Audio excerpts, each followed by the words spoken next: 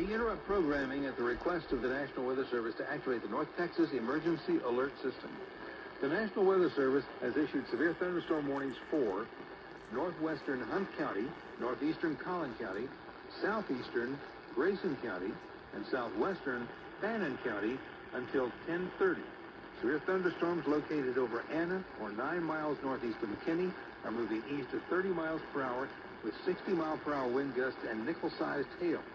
This particular area of the line of thunderstorms produced tornado warnings in Benton and Collin counties about 1 hour ago and are still capable of producing strong circulating tornadic winds. Once again, a severe thunderstorm warning for northwestern Hunt County, southeastern Grayson County, southwestern Fannin County, and northeastern Collin County until 10:30. A severe thunderstorm located near Anna, 9 miles northeast of McKinney, is moving east at 30 miles per hour. All North Texas stations affected by this alert are requested to relay the preceding message.